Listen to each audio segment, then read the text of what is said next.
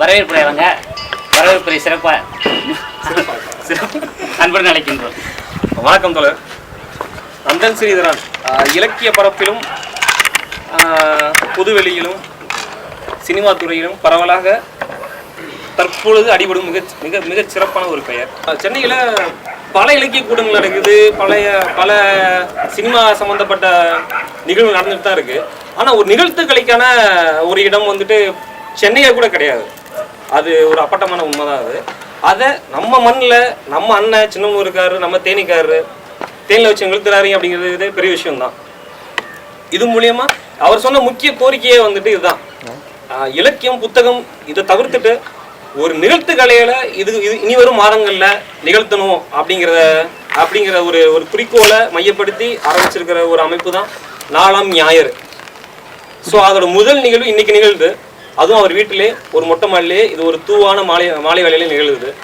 அப்படிங்கிற பட்சத்தில் அனைவரையும் நாலாம் ஞாயிறு அமைப்பு சார்பாகவும் எங்கள் தேடல் நண்பர்களுக்கும் சார்பாகவும் இனிதே வரவேற்கிறோம். அனைவரும் வருகிறோம். நம்முடைய தமிழ் வரலாற்றில் நாடகம் என்பது சங்க காலம் தொட்டு சங்க இலக்கியத்தில் எடுத்துக்கிட்டோம் அப்படின்னா இயல், இசை, நாடகம்னு நம்மளோட தமிழை மூன்றாக பிரிக்கிறோம். இயலுக்கு நம்மக்கிட்ட இருக்குது, பிரதி இருக்குது. இசைக்கும் நம்மக்கிட்ட பிரதி இருக்குது. ஆனால் நிகழ்த்துவதற்கான ஒரு பிரதியை நாம் எடுத்து வைக்க முடியுமா அப்படின்னு ஒரு கேள்வியை முன் வச்சா நம்மக்கிட்ட பிரதி இல்லை. சங்க இலக்கிய பாடல்கள் இருக்கின்றன, அவை இசையால் பாட முடியும். அது டெக்ஸ்ட் ஃபார்மாக இருக்குது, இயலாக இருக்குது. நிகழ்த்துவதற்கான நம்முடைய வடிவம் எது அப்படின்னா, ஏன்னா தமிழினுடைய வரலாற்றை கிரேக்க வரலாற்றோடு ஒப்பிட்டு பேசும்போது தான் எல்லா வரலாறும் கிரேக்க லத்தீன் வரலாற்றோடு ஒப்பிட்டு பேசுவது ஒரு மரபாக இருக்குது. அப்போ கிரேக்க லத்தீன் இலக்கியங்களில் இதே தமிழினுடைய காலகட்டத்தில் யூரிபிடிஸ், சோபைக்லிஸ் போன்ற நாடக ஆசிரியர்களும் நாடகங்களும் இருந்திருக்கின்றன. அதே காலகட்டத்தினுடைய மொழியான தமிழ் பண்பாட்டு சூழலில் நாடகத்திற்கான நிகழ்த்து பிரதி என்ன அப்படின்னா நம்மகிட்ட எடுத்து வைக்க முடியல. அப்படி என்றால் ஆதி தமிழில் நம்மிடம் ஒரு நிகழ்த்து பிரதி இல்லையா, நிகழ்த்து கலை வடிவம் இல்லையா அப்படிங்கிற ஒரு கேள்வி முன்வருது. இந்த முரண்பாட்டை அல்லது இந்த மையத்தை அடிப்படையாக வைத்து கொண்டுதான் கா. சிவத்தம்பியினுடைய முனைவர் பட்ட ஆய்வு அவர் நிகழ்த்தினார். பண்டை தமிழ் சமூகத்தில் டிராமா இன் ஆன்சியன்ட் தமிழ் சொசைட்டி என்பது அவருடைய முனைவர் பட்ட ஆய்வு. அவருடைய ஆய்வுகளின்படி நமக்கான நாடகம் என்பது பாடல் வடிவத்தில், நடன வடிவத்தில் இருந்தது அப்படின்னு அதனுடைய ஹிஸ்டரியை சொல்கிறாரு. அப்புறம் சிலப்பதிகாரத்தில் நமக்கு மிகப்பெரிய ஒரு இதே இருக்குது, அரங்கேற்ற காதை மூலமாக நிகழ்த்துவதற்கான ஒன்று இருக்குது. மேடை அமைப்பு பற்றி சொல்லியிருக்கிறோம், எழுநிகள் பற்றியெல்லாம் சொல்லியிருக்கிறோம். அப்படியே தொடர்ந்து வந்துட்டு இருக்கு. நாட்டியமாக இருந்து அது நிகழ்த்து கலையாக சங்கரதாஸ் சுவாமிகள் இருந்து திரும்ப ஈரோப்பிய வடிவத்திலிருந்து நாம் ஃபாலோ பண்ணுற ஒரு மேடை அரங்கு முறை. அது இல்லாமல் பொதுவாக மூன்றாக பிரிக்கிறது ஒரு மரபு. முதல் அரங்கு, இரண்டாம் அரங்கு, மூன்றாம் அரங்கு அப்படின்னு பிரிப்பாங்க.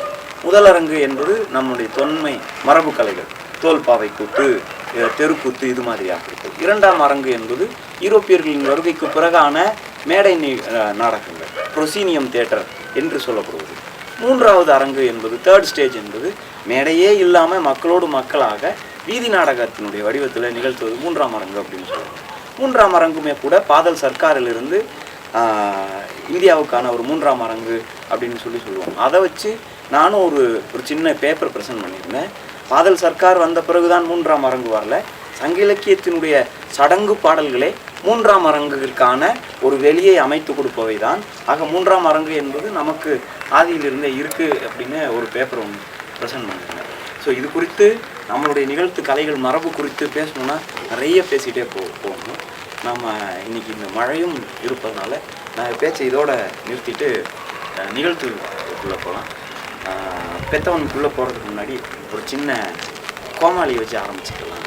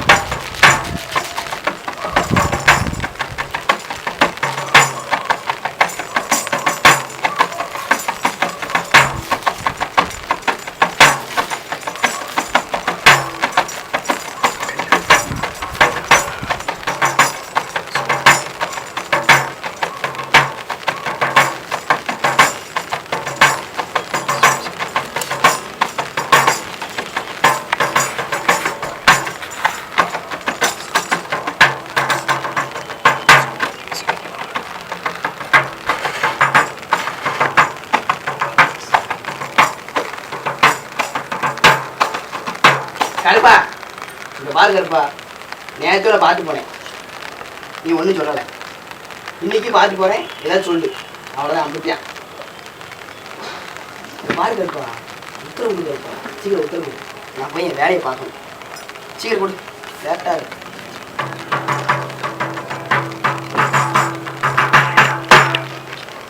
என்னங்கப்பா உத்தர கடை கொடுக்க மாட்டேற? கொடுக்க மாட்டியா? ஐயோ, உனக்கு கொடுக்க வேண்டிய மறந்து பாரு.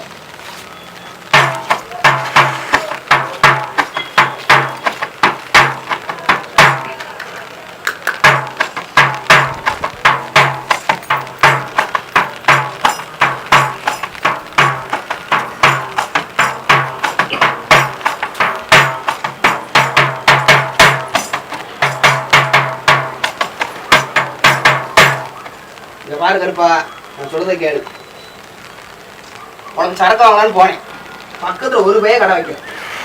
படிப்படியா குறைக்கிறேன் 10 கிலோமீட்டர் தள்ளி போய் கடையை வச்சுட்டாங்க. நான் 10 கிலோமீட்டர் தள்ளி போய் வாங்கிட்டு வரேன். உனக்கு ஒழுங்கா நீ என்ன பண்ணி எனக்கு உத்தரவு கொடுக்குறப்பா, இல்லை லேட் ஆகுது. நான் உனக்கு என்ன வேலை பார்க்கணும் உனக்கு நல்லாவே தெரியும். தெரிஞ்சும் நீ நான் பார்க்குற வேலைக்கு மரியாதை கொடுக்கலன்னா அவர் உனக்கு மரியாதை கருப்பா. இங்க பாரு கருப்பா, நீ கேட்ட பால் பழம் பூ பொட்டு என்ன வச்சுக்க. இதுக்கப்புறமா நீ பேசுறான்னு வச்சுக்கோயேன், அவ்வளோதான். அது கருப்பா இப்படித்தான் போன வாரம் அப்படியே போய்கிட்டே இருந்தேன். ஒரு பொண்ணு அழகா இருந்தா, நான் சும்மா இல்லையே நல்லா இருக்கிறாளே அப்படின்னு சொல்லிட்டு அப்படி பின்னாடியே போய்கிட்டே இருந்தேன்னா திடீர்னு நாளே அங்கிட்டு இங்கிட்டு வந்துட்டு போட்டு அடிச்சிட்டாங்க. அடிச்ச அப்புறம் அப்படி என்ன பண்ண, ஏன்டா அடிக்கிறீங்கன்னு கேட்டேன். அதுக்கு அவன் சொன்னா, டேய் ஏன்டா அந்த பிள்ளைய போய் செயின் வைக்க போறான்னு கேட்கறாங்கப்பா. என்னை பார்த்தா செயின் வைக்கிற மாதிரியா இருக்கு? நீங்க சொல்லுங்கப்பா, என்னை பார்த்தா செயின் வைக்கிற மாதிரியா இருக்கு?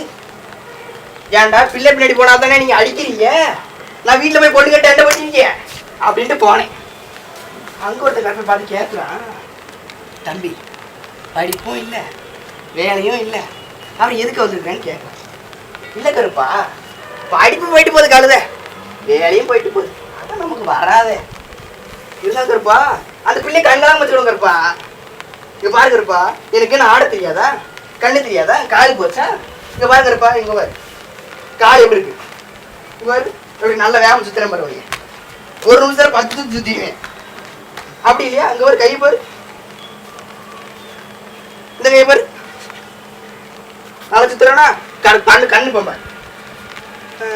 அங்க ஒரு அண்ணன் ஒரு லைட்டு சோப்பு ட்ரெஸ் போட்டுக்காரு, அங்க ஒரு அண்ணன் கொடை பிடிச்சிட்டு இருக்காரு.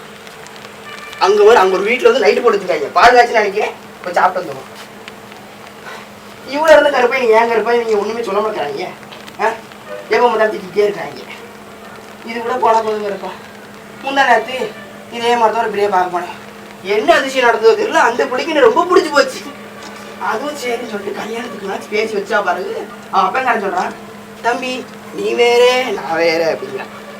சொல்லு கருப்பா, அந்த பிள்ளைய நான் கண்களாம் பார்த்துட மாட்டேனே, கொஞ்சம் கூட எவ்வளவு பொறுப்பே இல்லை கருப்பா.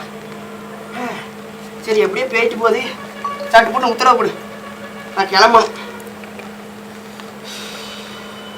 கருப்பா கொடு கருப்பா, அதான் உனக்கு வேண்டியெல்லாம் படைச்சாச்சு இல்லை, அப்புறம் என்ன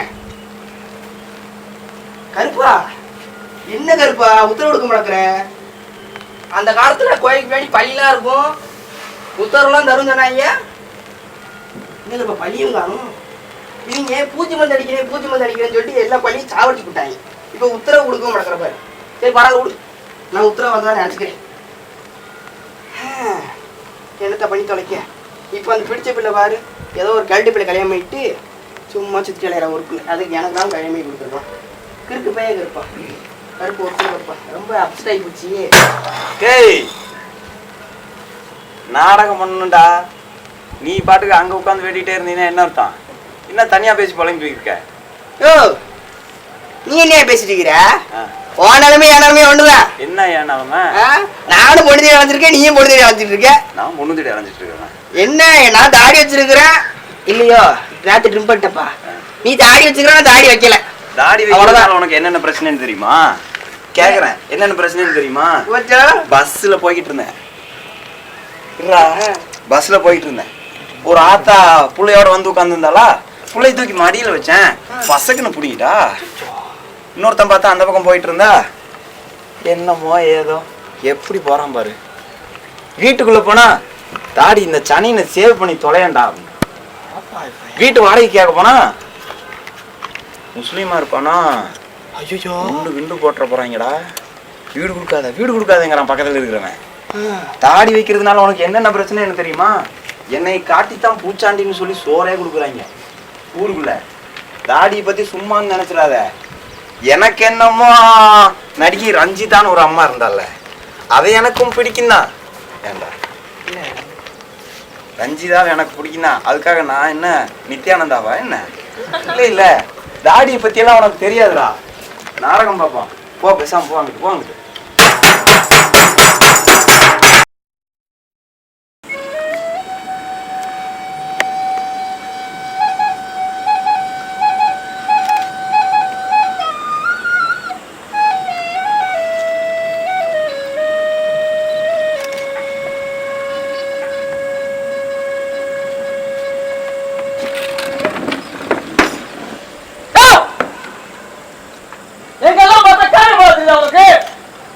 ஒரு பொட்டு சேரி கேட்க முடியல உன்னால. எங்களுக்கெல்லாம் வேலை வெட்டில வரு.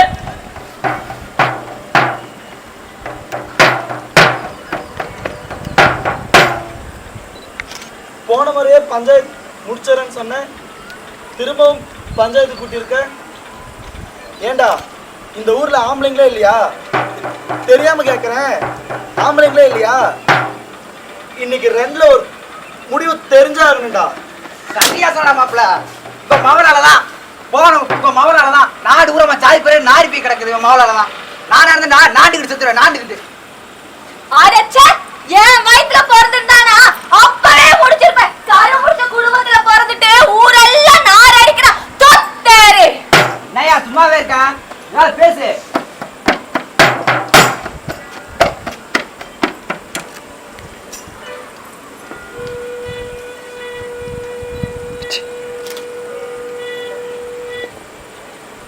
எல்லாரும் மன்னிச்சிருங்க, இந்த தவறு நடக்காது.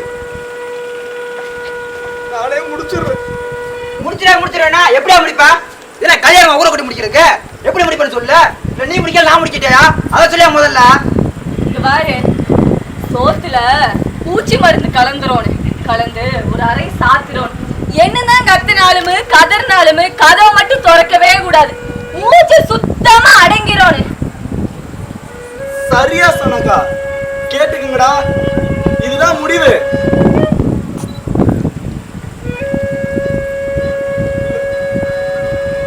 நானே முடிச்சிடும். போன முறை இப்படித்தான் சொன்னேன், கைத்த கட்டி முடிச்சிருவேன்னு சொன்னேன்.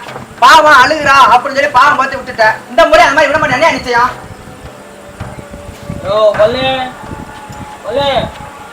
நீ ஒன்றும் பயப்படாத. நம்ம தலைவர் இருக்காரு, நம்ம சாதி பேர விட்டுருமா? அவனு நாங்களாம் இருக்கோம் பல்லு, செஞ்சு ஒண்ணும் இவனு வேற கூடாது.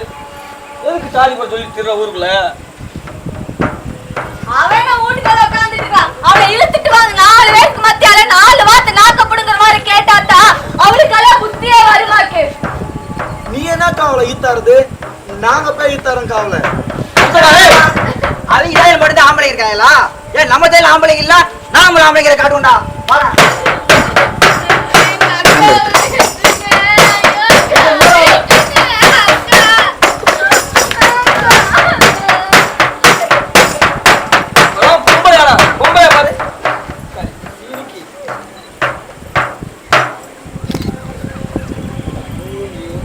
பாருடி பாரு, நாங்களும் ஆம்பளைங்க தான். ஊர் முச்சந்தில வச்சு மாணவங்க படுத்தானே, அப்பதான் ஊர் சரிக்கலாம். அறிவு ஒரு அறிவு. இவ படிக்க போறேன்ட்டு ஊரெல்லாம் மேய போறாளுங்க. 4 தெரிஞ்சுக்கிட்டு என்ன நாட்டம் கட்டுறீங்க? பஸ்லயுமே பஸ் ஸ்டாப்லயுமே செல்போன் வச்சுட்டு என்ன மெனுமெனுப்பு. இவளுக்கெல்லாம் கை கால் உடச்சு அடுப்பானே போட்டாதான் இவளுக்கெல்லாம் புத்தியே வருமாக்கு. சரியா சொன்னக்கா. அண்ணே இதுக்கு நான் ஒரு முடிவு சொல்றேனே. என்னடா உட்கார்ந்து அங்கிட்டு போயிட்டு இருக்க?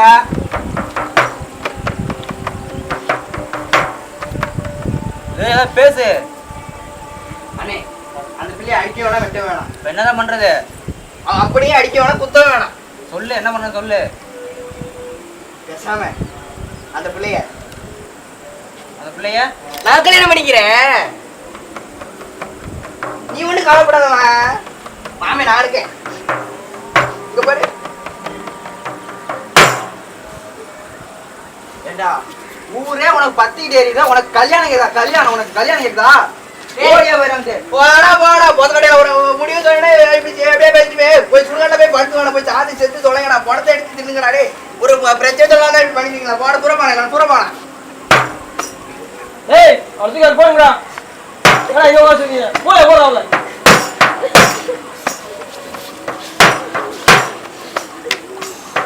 போதுங்க போ. நாளைக்கு என் வீட்டுல ஒரு இலை விழும்.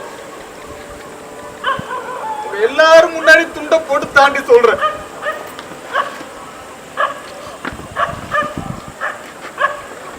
நாளைக்கு அவன் இல்ல, அப்படி இல்ல நான் வரப்படுக்க பிறக்கலையா? இந்த வண்டி விட்டா பழனி நாளைக்கு யாருன்னு காட்டு. நீ சொன்னா போதுமா? வீட்டுல இருந்து பொம்பளையால வந்து சொல்ல சொல்லு. ஏன்னா அவதான பெத்தவ.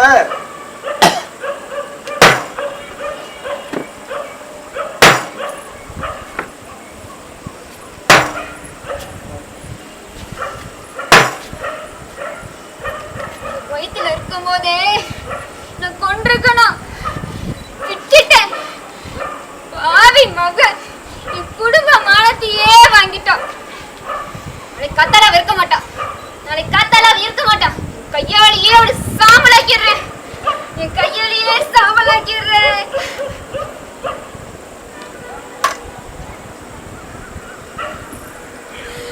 நிறுத்துங்க எல்லாரும். உன்னை நம்ம வீட்டு பொண்ணை வெட்டுவேன் குத்துவேன்னு சொல்லிட்டு இருக்கீங்க.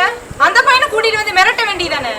இல்ல அவங்க ஆத்தா அப்பனை இந்த மரத்துல கட்டி வச்சு உசுறு போற வரைக்கும் அடிக்கணும். அவனை போலீஸ்ல புடிச்சு கொடுத்திருந்தா இந்த நிலைமை வந்திருக்குமா? 4 தட்டு தட்டுனா அவன் தன்னால் நம்ம பொண்ணை விட்டுட்டு போயிருப்பான்ல. ராவோட ராவா போய் அவங்க வீட்டவே போய் கொடுத்த வேண்டியதானே? போடி பொச கட்டவளே, அவனை 4 முறை கூப்பிட்டு வச்சு சொல்லி பார்த்தோம். அவன் அப்ப அத்தாலையுமே மிரட்டியும் பார்த்தோம், உழைச்சும் பார்த்தோம், புத்தியே வரல. அது மட்டுமா வீட்டுல போய் தீயம் வச்சு பார்த்தோம், அது மட்டும் பாருங்க. அவ என்ன ஆட்டம் கட்டுறா, அவளுக்கு தலைமயிரியுமே